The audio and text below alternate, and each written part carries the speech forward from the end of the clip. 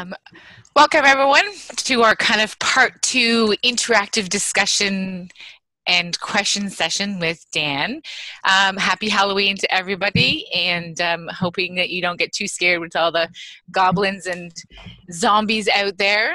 My name is Heather Keem, and I'm the manager of Cities with Cities Deepening Community. And before we get started, we'll just run through some technical considerations, because we do want this to be interactive, and so we want to make sure that you know how to use your control panel so you can come on and ask your own questions and have a discussion.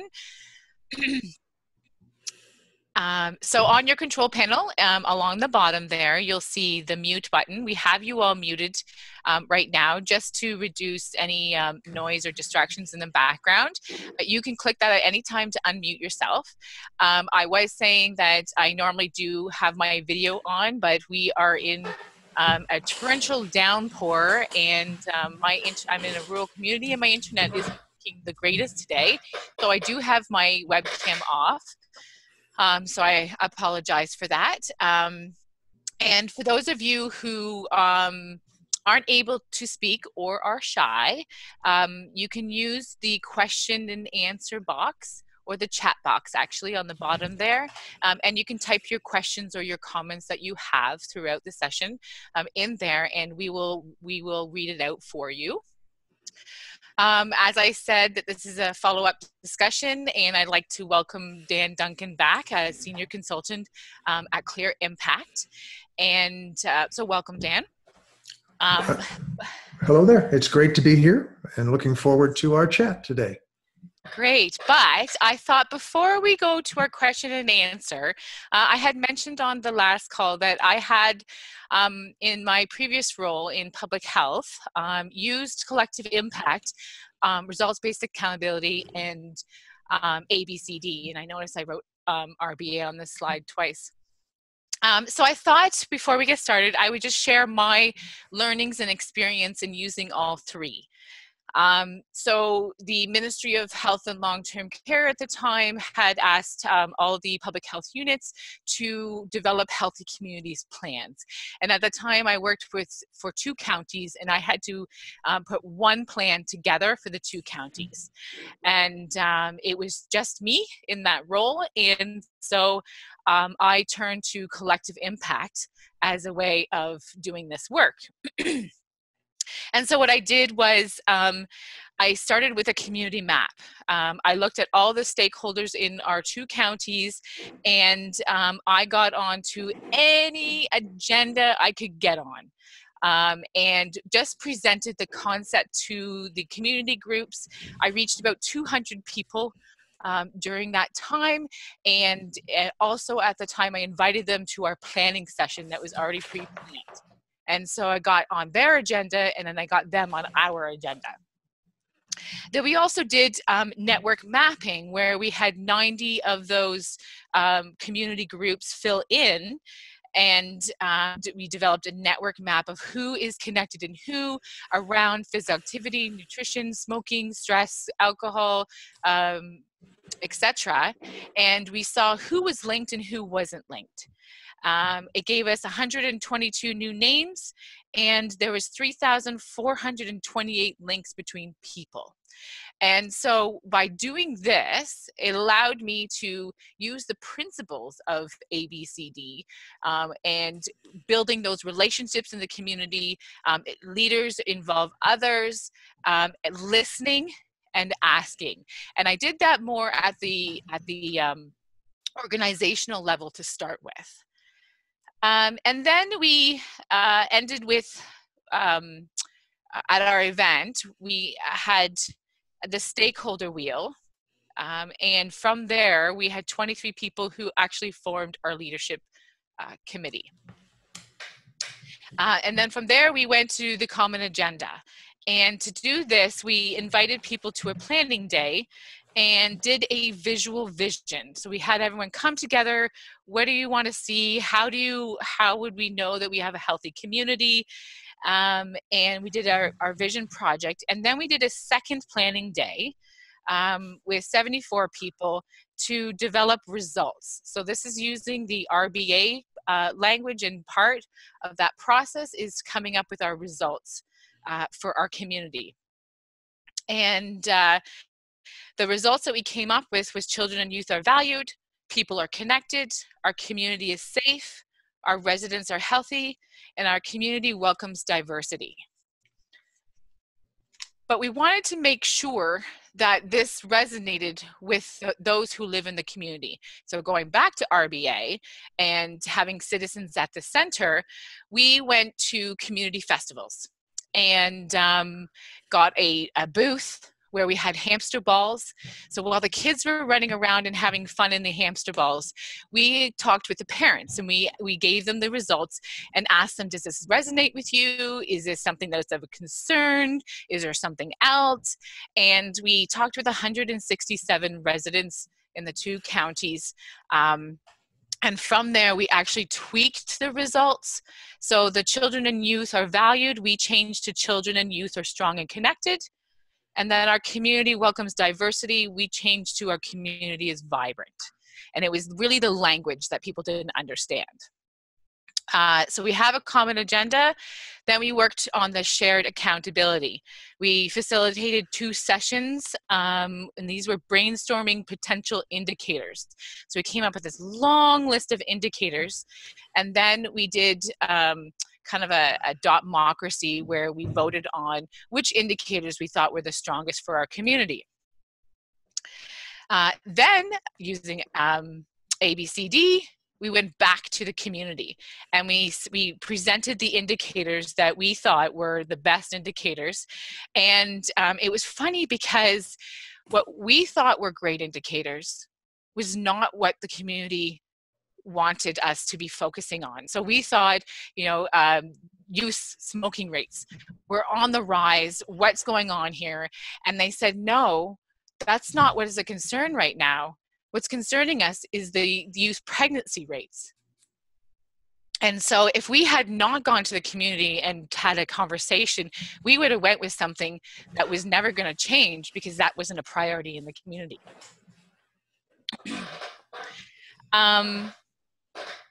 From there, we then developed our action plans. So on the last call, we talked about turn the curve. We did turn the curve sessions where we took the top 2 indicators for each of the results. And then we had a dialogue, a conversation with youth, residents, organizations, council members. There was a whole wide variety of people in this room, and they gravitated to the indicators or the areas where either their mandates were or personally they were passionate about. And then we did the story behind the curve, what's working, what could we possibly do. No idea was a dumb idea. They were all great ideas. And then from there, we did the stakeholder wheel again, so that we can find out who would like to move this indicator forward or this area forward, who wants to support it, etc. And then the communication piece, we use collective impact in RBA and how we communicate back to the residents, again, going back at the residents or the citizens are at the center, and building those relationships. We reported back to every participant after every event. We had news articles. We decided to do a visual vision instead of a word vision so that it was inclusive and everyone can understand where we're going. We did a common language exercise also so that everybody understood what we were talking about when we talk about indicators, when we talk about coalition, etc. And we developed a framework that helped to be our roadmap, and that framework went everywhere with us. And it was handed out to anybody who was new, and it was always presented at the beginning of all of our meetings so that we knew where we were going. And then we developed a report card called a roadmap for health. Together we can turn the curve. And this, if you want to go to the next slide,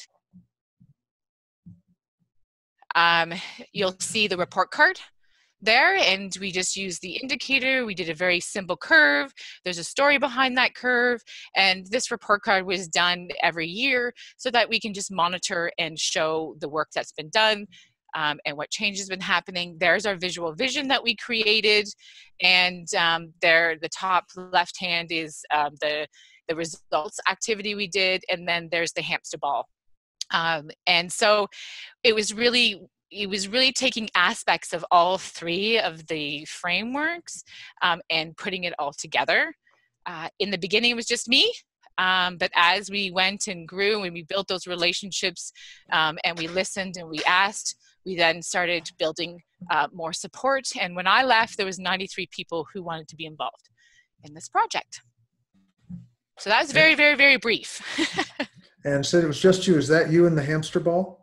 No. I did get in it though, just to test it out. And that was a very unique way. So when you're doing this work, being very creative, and it is a lot of work up front. It took a year to get to the point of that report card.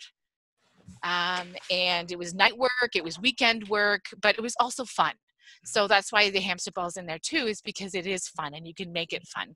And it was really fun to see some of the parents get in there and roll around with their kids in the other ball. So that's it. That's in a nutshell. So I will pass it over to you, Dan. Well, we got a lot of questions, and if you go to the next slide, we themed the questions and we gave them to Dan in advance so they can think about them, and then now we're going to answer them. All right. Well, thank you. And it's a pleasure again to be with everyone today to address the wonderful questions we received. And again, I'm kind of just doing kind of broad concepts and talk a bit about them. The first one was around engagement. And that was, as you can imagine, all the way, well, you talked a lot about place-based neighborhood. What about if you want to do it in a whole community?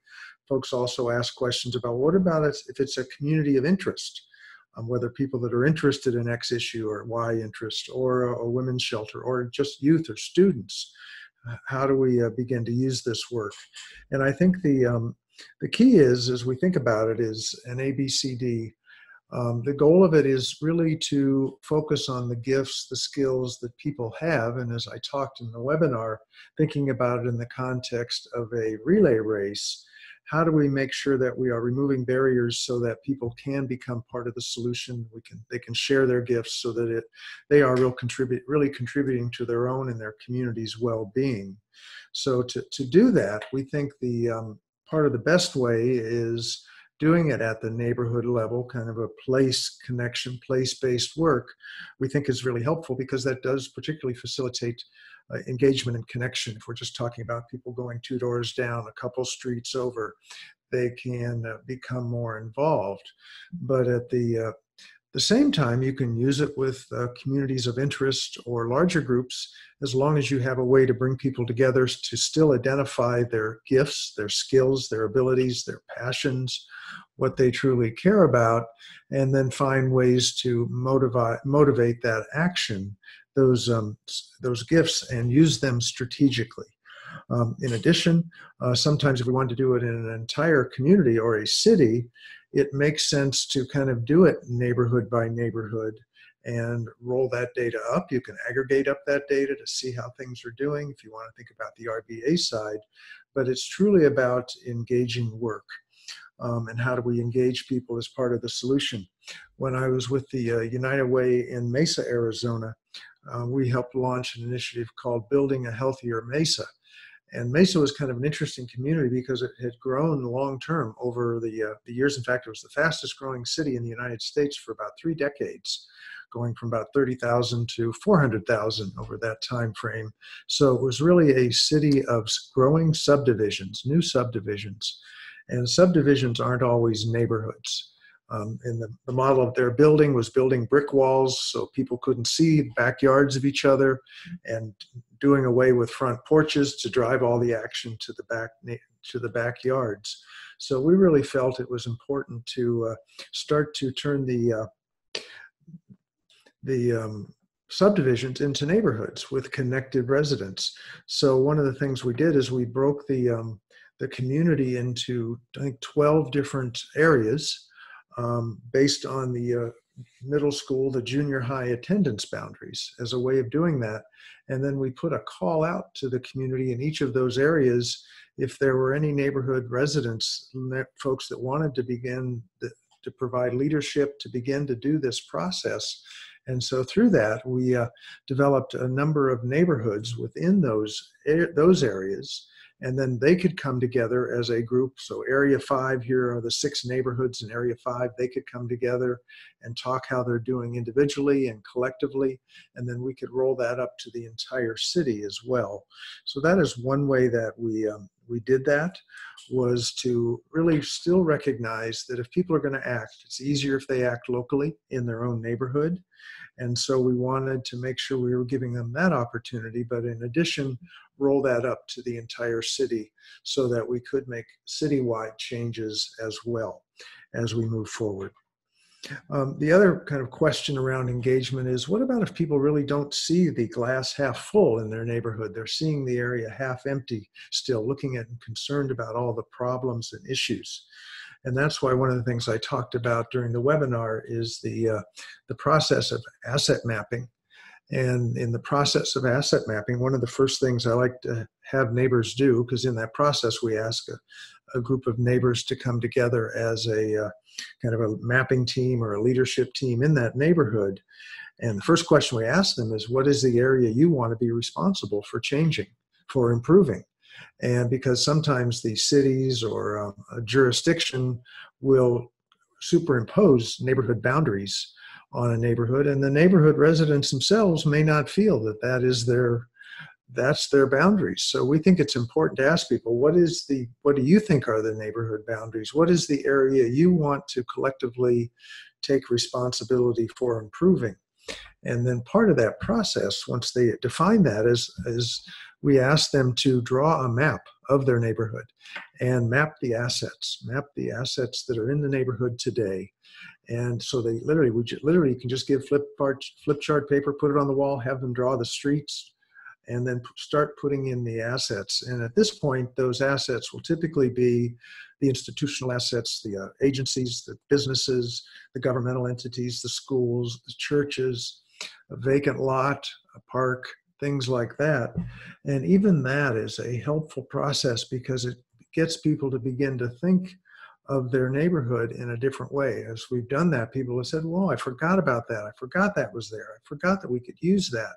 So it starts to turn people's mindset away from just the problems and the issues to begin to think of their work in a much broader context and see the positive. So as we say in ABCD, they begin to see the glass half full and not half empty, so they can build on the half full side of the equation to develop their work. The second kind of grouping of questions was around getting support to work, thinking differently. How do we get this started? How do we get people to begin to think about using ABCD and viewing people as having assets, having gifts? Because we're used, particularly in the nonprofit world and the social service, human service arena, thinking of people as clients or patients or students with some emptiness that we as the professional can fill up and fill in to help them. And so part of this work really requires us to change that thinking so that we truly see people as producers of their own and their community's well-being, as producers, having that ability to do that. And so we do have to kind of start to think differently. And one of the tools for that is really thinking about in ABCD. I talked about the 3 questions. What can people do themselves by themselves? What can they do with a little help from institutions? Where can we partner together to be successful? And what are those things that only institutions can do, that only professionals can do? I think in the webinar I talked about, if I break my leg, I want to go to a doctor. I don't want to go to my neighbor. But if I want to learn about something, some subject, or even about nutrition, there may be somebody in my neighborhood that knows more about that than my doctor does. So those 3 questions can really be helpful in getting us to think beyond the focus of just providing service to really finding ways to remove barriers for people to get involved in this work. And one of the other, I think, concepts that can help you do this, because sometimes there's resistance from the leadership of an organization or from folks that don't really always see people as having gifts and assets, and people that are really used to being in control. We have agencies, we even have governments that want to be in control because that's the model we're used to. And one of the things I like to talk about is that there's truly a difference between power and control. We often confuse that, and we think they're the same thing. But power is around what people have when they can begin to do things. Control is really when we're trying to control what people do. And so what we can begin to think about is power is not a zero-sum game. The more power you give away or the more power you help create, you don't lose power. You've just created more power in your community, in your neighborhood. So if we now have people doing things, sharing their gifts, becoming part of the solution, we've created more power in the community, because power is not a zero-sum game. Control kind of is a zero-sum game. So if you give away some control, you might lose some control. But the key is just being very clear, you do not have to control everything. So identify what are those things that you have to control. So for example, an agency, a nonprofit might have a grant, and they've got to submit their reports to the grantee or the grantor at some point. So going to the people that they're working with and say, okay, here's something we have to control. We need your reports to us by the 10th of either each month or the 10th of each quarter, whatever that may be. So be clear about what are those 2, 3, 4 small number of things that you do have to control just to maintain funding, maintain what you're doing. But other than that, begin to see your role as growing power, of providing opportunities for people to exercise their own power, their expertise to grow this work. The other thing I like to highlight is we don't have to turn the whole organization around to think differently immediately, because we might get stuck in that and we won't get very far. So I really believe that where you start is with the early adopters and get them going and doing our work and build energy and stories. One of the ways I like to think about it, if we can envision the bell curve. You all have seen the bell curve. And on the left end of the bell curve, we have the early adopters. Those are people that truly understand change, understand what we're doing, are ready for it and ready to go if we just let them do it. On the other end of the equation, we have those folks that don't like change, don't like to give up things. They want it the way it's always been, and they're going to be happy. And so what I highlight is if we take any time, let me back up. The folks in the middle are just basically doing their job, and they go where the energy is. So if we spend any time at all, literally, trying to convince the inconvincibles that we need to change what we're doing and do this work in a new way, that creates energy at that end. And so some folks in the middle are going to think the way to get attention is to jump on the naysayers bandwagon. So my experience is we start with the early adopters. We start doing things, start doing work on the ground, and create energy and stories so that more and more folks in the middle of the bell curve will want to jump on our new way of doing things because they're going to see the impact and the results of that. And that was one of the things that we did, again, when I was with the United Way in Tucson. We launched some new initiatives, 3 collective impact efforts around kids, families, and seniors around a couple of key issues.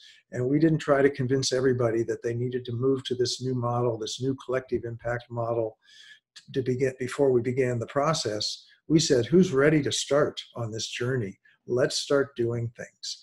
And literally just one measure of how successful we were doing, within 6 months, we were getting interest in the newspaper and news articles and editorials about, wow, this is amazing what the United Way is now doing in our community. And as they move from being just a fundraising organization to a collective impact backbone organization, we started to get results. And this really speaks to the next area around how do I get started. And one of the things that we talked about is kind of what is the timeline? How do we do this? And I want to highlight that we didn't get where we were in 1 year. So we're not going to fix it in 1 year. this is long-term work. Again, we've got years of sort of inactivity, of changing what we're doing. So we need to move forward in a way that helps us do that. And we've got to really get out of this 1 year time frame, this 1 year grant cycle, because it's hard work. Because I talked at during the webinar that we're dealing with complex issues, and it's going to be a kind of a meandering river that sometimes runs faster than others. We just get some things started and somebody will move, something will change, and we have to take kind of 1 step back, 2 steps forward. So take the long-term view on this, because it is about changing the world or changing the neighborhood, the community, and we can't do that over time. We also can't do that by just programs and services. One of the things I talked about during the webinar, which again brings RBA and ABCD and collective impact together, is when people come together, ask them to talk about and think about what is their vision for their future, of their neighborhood, of their community, of their focus of interest, whatever that is. And again, I think I highlighted, have everybody in a room literally close their eyes and think about, if we're successful 10 to 15 years from now, not just in the next year, but if we're successful in this effort 10 to 15 years from now, what is our community going to look like? If we drive through the neighborhood, ride a bike through it, fly over in a drone, what does the neighborhood look like? And as people think about that, they talk about, well, kids are out playing in the street, kids feel safer, kids are in school, there's more housing, there's more folks who are employed, there's more folks connecting. And so that what becomes very clear, because the question we ask is, do we get there by just programs or services? No, we get there through collective impact, and we get there through the community playing a very meaningful role as co-producers or relay race runners in this work that we're trying to do to make sure folks are successful. And again, how do we integrate ABCD with collective impact? Great question somebody asked. As I think you remember from the webinar, I talked about Lee Shore highlighted in her book, Common Purpose, the 5 conditions as she saw them 20 years ago of collective impact. And one of them was move audaciously into the world beyond programs, being very clear that programs alone will not improve a community, help people. In fact, one of the things I kind of think about is, I did a blog about this a couple of years ago, is that people don't need programs. Programs are an artificial construct in the dance between funders and fundees to get money for agencies.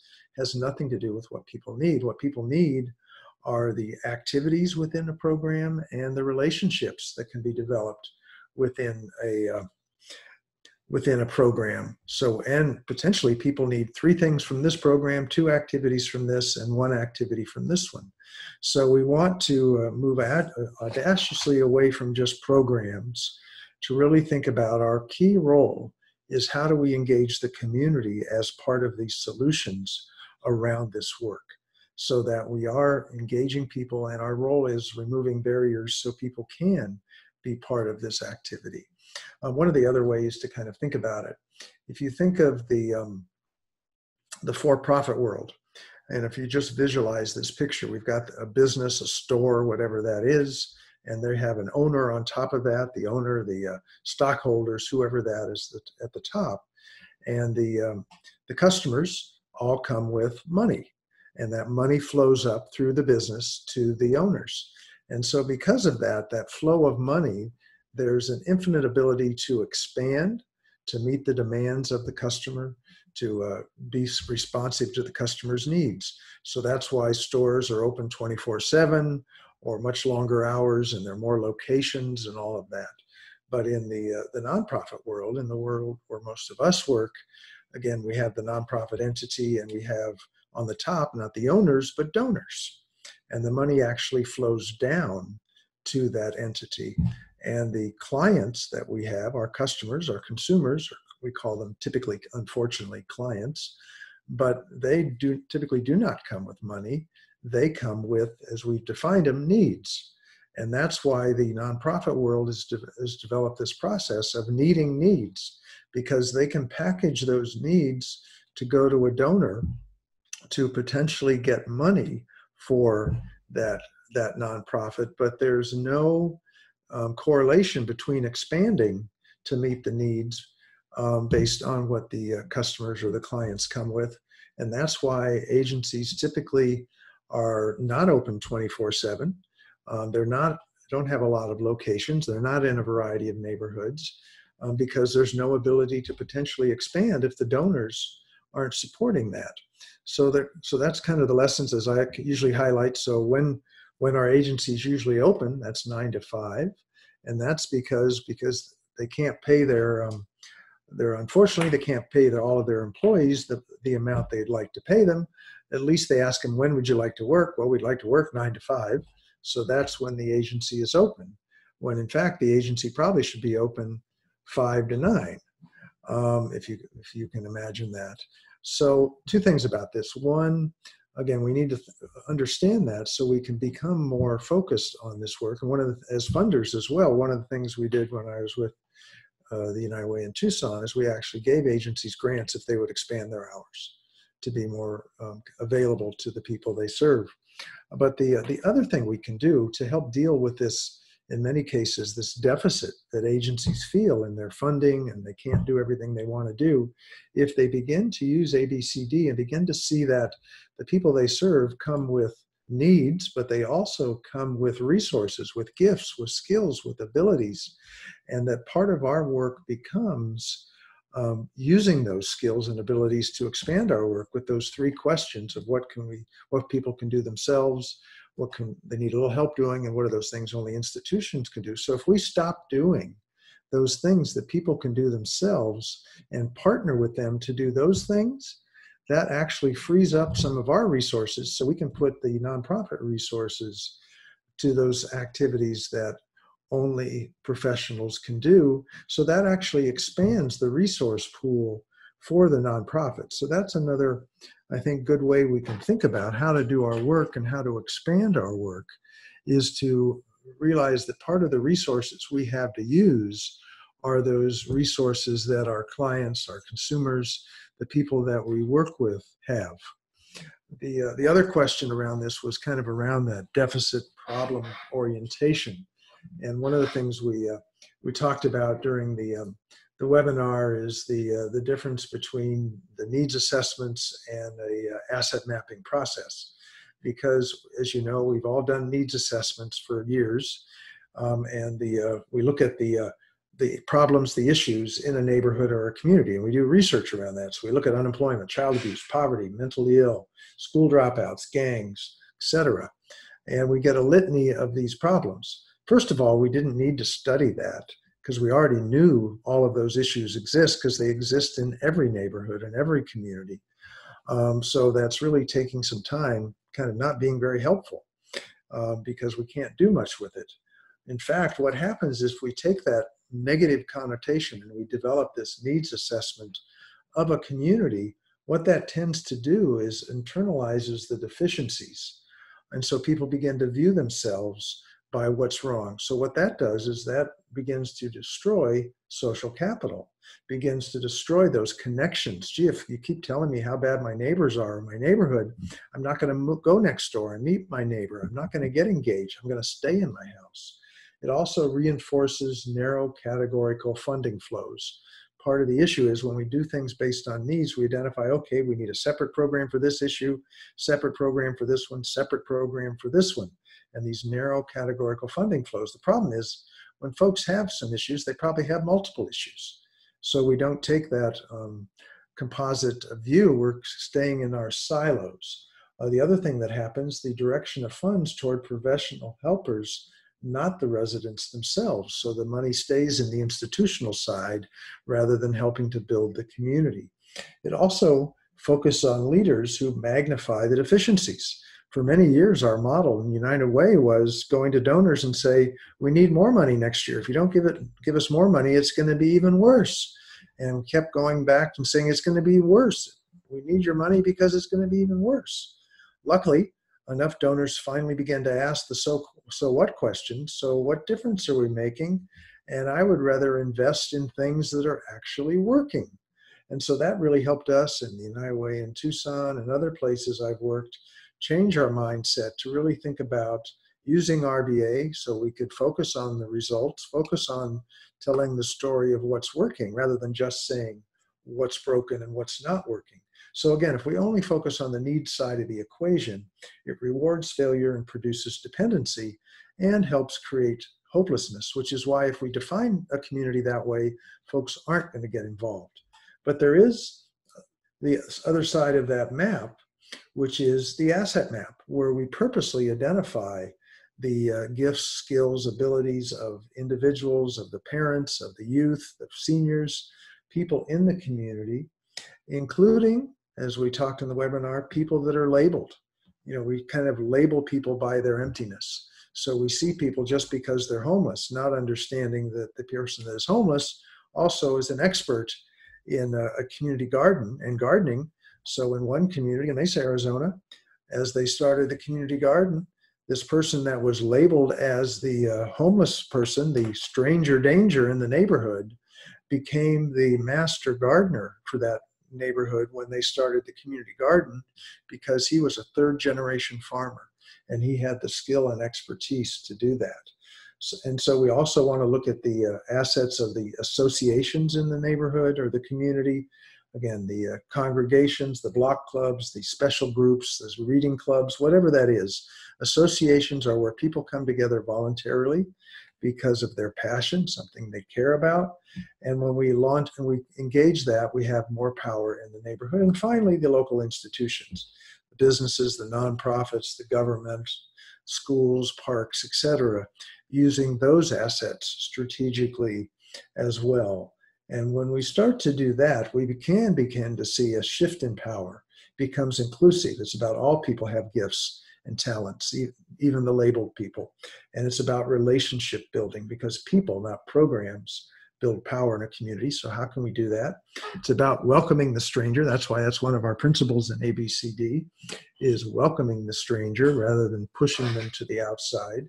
So it becomes a learning community atmosphere. And it is, we think it is important to do it kind of neighborhood by neighborhood, just because that facilitates that engagement and connection. But it becomes a cooperative, we're in this together to approach our issues. So the next thing is, how do we begin to do this work? And we're going to talk about measurement now. And measurement is, as we begin to think about it, first of all, the essence of ABCD, actually, I think the essence of effective collective impact work is about increasing social capital and collective efficacy in a neighborhood, in a community. As we talk, social capital is the number of positive relationships that people have in a neighborhood, and collective efficacy is the thing collectively with their gifts to make a difference in their neighborhood. And it's very clear that from the research that the more we can increase both of those, collective social capital and collective efficacy, the stronger the community is going to be. The good indicators go up, the bad indicators go down. So as we begin to look at how do we measure this work at the ground level, it really looks at, are we increasing social capital in the neighborhood? And that may be a survey. We may need to begin to ask people, how many people do you know in the neighborhood? How many people are you engaged in? How many people do you trust? How many people in the houses around you do you actually know and have a relationship with? We could also do some tracking around the number of people that are engaged and sharing their gifts, that are actually doing something, which again is sharing collective efficacy. So we can begin to look at that, look at those issues, and then begin to look at how are we changing the indicators, the overall population level indicators that we're used to tracking. Literally looking at healthcare, is the health improving? Crime rate, is the crime rate going down? There's been some good research that highlights when you increase social capital, the health indicators go up and and crime goes down. Block watch, all of those kind of things do have an impact on that. Just a story, again, remind you when we were doing this work in San Antonio, Texas, and also in Phoenix, was working with both health departments, and they were looking at disparities, health disparities in low-income neighborhoods in their communities. And they identified that, wow, we have enough clinics and doctors and services in the neighborhoods, but they're still not as healthy as they could be. So it must be about not just services, but social capital. And that's why both of those health departments invested in collective impact efforts around using ABCD to increase the social capital in the neighborhood. So when we began to engage people in the neighborhood, we didn't go and say, we need you to do things around health, even though the health department wanted to change the health outcomes, whether that was low birth weight babies, infant mortality disparities between African American and white babies, whatever that may be. We didn't go to the community and say, we need you to now do things around health. What we went to the neighbors and said is, we'd like you to do anything you can do based on your passion. So we had what we call listening conversations with neighborhood residents, sort of the asset mapping process of discovering the gifts, the passions that people have, asking them to get involved in their neighborhood. And then the most powerful thing we can do is connect people with the same passion to act collectively. So again, we didn't ask them to go do something around health. We asked them to do anything you want to do around your passion. So for the 5 people that cared about hunger or gardening, that led to the community garden. For people that cared about kids, that led them to reading about kids, and et cetera. And people that wanted to figure out how to teach kids how to fix cars, that led to classes for the kids in the neighborhood about fixing cars. But the important thing is that any activity of increasing social capital and collective efficacy has an impact on those typical indicators as the professionals we want to track, which is healthcare indicators, income indicators, whatever that may be. So we don't have to be as focused on trying to do specific things as much as increasing the social capital in the community as we do this.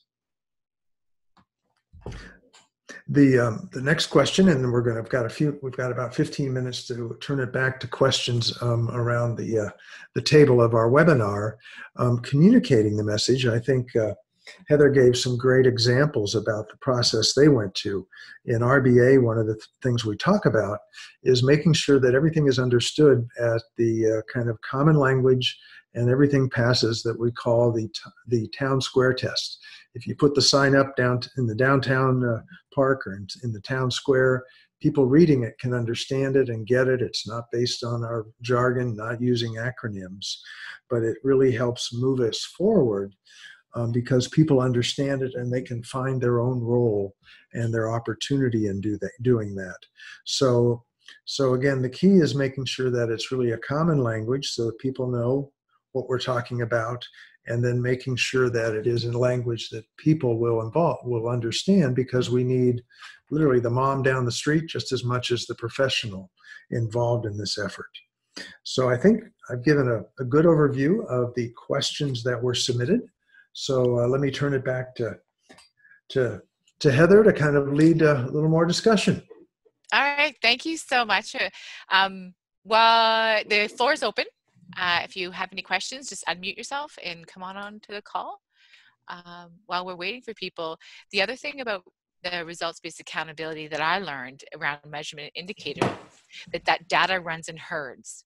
And so going back to what you were saying, how not going to the community and saying we're going to be doing this health issue or outcome by allowing them to choose where they're going to go, like developing a community garden, we then can say, okay, well, what herd does that fit into? Well, it fits activity, healthy eating, so it's almost like matching that up versus trying to go the other way.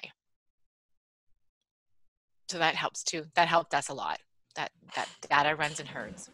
Okay. Yep. And I see somebody has already said, when we return to questions, I'd like to speak. Yes, that is Amanda Anochi. All right. Can you guys hear me okay? Yes. Yes. Okay. So, Dan, I don't know if you remember me, but I am one of those community health workers that you trained in San Antonio, Texas, a couple of years back. So, awesome. hi. Hi. Yeah. And I cannot tell you guys enough. I don't even have the words. ABCD works. So when I first had joined the team in 2013, 2014 in San Antonio, Texas, I was given a portion of the city, of the West Side, and I implemented ABCD under the teaching of Dan. It was great. It was fantastic. Of course, I had some opportunities to learn by trial and error what didn't work. At one point, I was going in the wrong direction under ABCD, but after I was corrected by Dan and some of the other individuals, it turned out great, and there has been a lasting effect in that community. Well, to take it a step further, I joined the Peace Corps, and I then traveled to further test these theories. And again, in this small village across the world in the country of Sakartvelo, which is underneath Russia, it worked. I was paired with a nonprofit organization, and they were doing community development, but even though they had been for about 13 years right smack dab in the middle of this community, they felt ostracized because of what they chose to focus on, which was sexual reproductive health or women's rights, and they were having trouble reconnecting with their neighbors and with the community. So as I was there as a consultant, I was able to help them introduce them to ABCD, and then I was able to help them reconnect to their community, and then also help the community reconnect to itself. So it's been amazing. Now, all that to say, the next step. So that I was working in direct service for both of those situations. Now that I'm working in the office, I'm managing a program here in Connecticut, and I want to implement ABCD, and I was just wondering, what is the next step? So normally whenever you speak of ABCD, you're speaking of those who have direct, like, boots on the ground, and you're dealing with the individuals every day. So when you step back and you have someone who's in a managerial position, how can I implement ABCD into my work at this level? And then what is the next step after I read through everything on the website, on your particular ABCD website? What is the next step for somebody like me? That's a great question, and thank you very much for your comments, and it's great to hear from you. I'm sorry I didn't recognize you, but when you get a chance, send me an email so we can reconnect. I'd like to hear more of your stories. Yeah, but anyway, that's a great question, and in the ABCD world, what we call you, somebody in your position, somebody that works in the institutional world, but really understands that part of their solution is going to be ABCD, if you will, community engagement, focusing on the gifts. We call you a gapper. So you are a gapper. So now you have an official title. So you are a gapper in your role. And as you begin to look at that, it's sometimes interesting because you have to balance both sides, the institutional side as well as the community side, if you will. So I think the first steps are a couple things. Certainly providing training and support to your staff that's working with clients, working with the community, so they can begin to see people beyond just the emptiness, their needs, if you will. And that's why one of the things as a starting step we would recommend is making sure that your forms, your applications that people have to fill out to get any services or get engaged with your institution doesn't just ask what are their needs, but also asks what can contribute, what their skills, abilities are, so that we begin to redefine our relationship with folks. So that would be one step of how do you educate your staff to see that, so that when people come in the room, they see that their role is more than just filling in somebody's emptiness, but is to remove barriers to help them become part of the solution. So that's kind of one step. As a first step is just making sure that you are providing that guidance to your staff around this work. One of the kind of an interesting thing around this is begin to think of your work is how do we engage the community as part of what we're doing. One of the and making sure that we're not sort of taking money out of the community or not providing money in the community. I may have told this story about if an agency that I was working with was moving into a neighborhood with a new neighborhood center, and they were talking one day about the planning their their grand opening celebration, and they were talking about what caterer they were going to get. When I was at the meeting, I said, time out. I think there are probably people in the neighborhood that know how to throw parties, have the gift of knowing how to cook and all of that. So take the time first. This is the second step, to get to know people in the neighborhood around your organization, get to know them, and find, in this case, I said, don't have the event until you have enough relationships. You've identified who can throw the party for you. And so you can provide some funding to them in the neighborhood to buy the food, to put on the party, to welcome you to the neighborhood. And that was kind of groundbreaking for this organization, because they then began to see this new opportunity. So now any event they have is catered by the neighborhood residents themselves, and they're looking to do that. Because it was a neighborhood center, the second thing I said to them, think about your long-term goal is to build enough relationships and trust in the neighborhood that you've identified a couple folks in the neighborhood that you're willing to give keys to the building to, so that they can come to the building over the weekend or at nights and use the meeting rooms, use whatever resources you have, and you have enough trust that you're willing to do that. So does those ideas help a little bit? Yes, I forgot to mention one thing. So my agency, we're a very small agency. We rely on volunteers. So all of those principles of ABCD, I have been implementing directly into how we approach our volunteers and how we speak to them. And we've been instilling that kind of notion within them. So whenever they go out and they speak to the community at large, I feel like we have that down. But again, for our organization, we service the whole state, so there's no real direct community interaction that we have outside of our volunteers, and our volunteers step in and they step out. So I guess I'll continue further with you by email to speak of how I can implement this within our partner agencies, as they will continue the relationship with these individuals that come in for our classes. They'll be continuing with those community members. Basically, would I be, after no doubt more training, would I be able to train and to teach and to speak on ABCD, or would I have to be somehow connected to you or Tamarack? No, again, we firmly believe that this ABCD is basically, to be honest, common sense. How this country and other countries over the world were founded. You know, we had the barn raising when the boat or the wagon train came anywhere. We needed everybody's gifts to build the city, and that's what we focused on. So even the person that broke their leg could still be the cook. And even the person that heard voices in their head could still be part of the team building the barn. So it's common sense, and we can just, again, through our work, can give you more support to do it. But that's one of the reasons we've never had this idea of people need to be certified in ABCD. Okay. Because it just makes sense.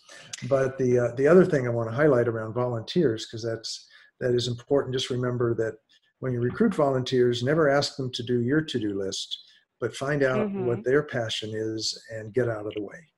Just asking them to share, and I know you understand that as well. But sometimes, we recruit volunteers to do our to-do list, and then we spend all our time trying to figure out how to motivate them to get them to show up. We're gonna switch to another question about RBA, and it's when starting at the beginning of implementing RBA, is turn the curve exercise the first kind of recommended step? That's a great question, and thank you for asking it. We absolutely want to move to turn the curve as quickly as possible, because RBA, when the dust settles, it's about moving from talk to action to improve what we're doing, to improve the trend line, either at the community level, a result and indicator, or at the program level with performance measures. So we absolutely want to move from talk to action as quickly as possible, and turn the curve thinking is the process that helps us do that. So you certainly initially have to potentially identify some performance measures, indicators, look at some data so that you have a trend line so you can do turn the curve thinking, but don't get so focused that you think it's all about the data. You know, we've seen a number of organizations that get excited about RBA. They build wonderful scorecards in our scorecard system, but they never get to turn the curve thinking. They get so excited about just looking at their data, they don't move to the next step of moving from talk to action. So I would recommend absolutely move as quickly as possible. That's one of the reasons we say data can actually be approximate. So if you're starting a new program or a new activity and you don't have the actual data yet, you can just around the table, around a staff meeting, around a coalition or a collective impact group, say, okay, we're looking at this issue.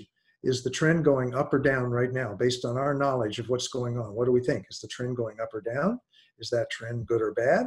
And then you can do turn the curve thinking to improve what it is. If you're starting a new program or just you don't really know whether it's going up and down, you can always just say, okay, it's flat, but we want it to go up. It's flat, but we want it to go down. Now we can start the process. Why is it flat? What are the factors that are going to help it go up? What are the factors that are going to help it go down? And then we can talk about who are our partners that can help us do it, what works, brainstorming what works, and then finally the action steps. So literally at the end of every meeting, we want to make sure that we've come up with new strategies we're going to implement for if we're using indicator data, and for performance measures, what is the action steps? Who's going to be, what are we going to do? Who's going to be responsible for doing it? What is, by when? So that we are absolutely moving from talk to action. Mm-hmm. I actually think this was the turn the curve was my favorite part of this process, because you saw action, even at the end of it. And we talked about the story behind the data. So why is the curve going that way? Which we don't ask a lot. We just say, oh, this is wrong, and then we jump into it. So we talk about why and, you know, what's happening already in the community. And then that really helped to shape, what do we do now? What do we stop doing? What do we continue doing? What do we need to create? And so it was my favorite part of the process. Oh, awesome. And the other thing, just remind folks that turn the curve thinking, again, the first question, what are the factors pushing up, pushing down? Also, if you can disaggregate the data by race, ethnicity, look to see, are there any factors that are causing disparities that we need to be aware of? Then prioritize those factors. And then the next question is, who are our partners that have a role to play? Who could help us do this? We do this for a couple reasons. One, to broaden people's solution space so they're thinking outside the square, not just thinking about their own agency, what they typically do. But the other important reason for this, tying it to ABCD, is this is where we can have a rich discussion around the role of the community, of parents, neighbors, friends, associations in the neighborhood or the community. So how can we, in fact, broaden the solution to include people and the gifts in the community already? And then we can have a much broader discussion around what works, including, as we call them, the no cost ideas, which is where we engage the community in this work. One of the things, final piece around this, when I was with the United Way in Tucson, which was the last United Way I was with, we really realized around no cost, low cost, that every strategy we were going to launch, new activity, new program, we always started it without money, but with what we already had. So for example, we were launching in America, for those from Canada, we have something called the Earned Income Tax Credit, where people, low-income working families, can actually get money as a tax credit back. But you have to have their taxes done and all of that. So we launched that. We brought a number of agencies, organizations together that we're going to launch the EITC initiative in our community. We told them all, we're not going to give you any money right now. This isn't about a grant. This isn't about money. This is about sharing your gifts. One of the gifts you have is you have clients. You have clients that need this service. So if you'll provide space and location and rooms to do that, we'll send volunteers in to do the taxes, and we can grow that. And what I want to highlight is two things happen. One, over a couple of years, starting that way, when we were already doing things, we were able to generate over $1 million in funding for it. And because one of the lessons learned is, if you start things If you wait to start things until you have money, it's much harder. If you start things without money, it's much easier to raise money. And literally within a couple of years, we were the the United Way was the top tax preparer in our community. The Business Journal did a book of lists each month or quarter when they came out, and here's the top 10 lawyers, the top 10 restaurants, etc. One year they did one quarter they did the top 10 accountants doing taxes, and I said, wow, our numbers compare with that. So I called the editor of the paper, of the Business Journal, and said, we're going to give you our numbers. We'd like to be on that list. And within a year, once I called him, we were the top tax preparer in the community. So our collective impact effort was the largest tax preparer, doing more taxes than any other tax preparer, H&R Block or any other tax preparer in the county. And we started that without money. Okay, so we are over time, but we started late. So does anyone have one last question that you have to ask? You've got to know this from Dan right now. It's your chance. Unmute your phone and jump in. Yep.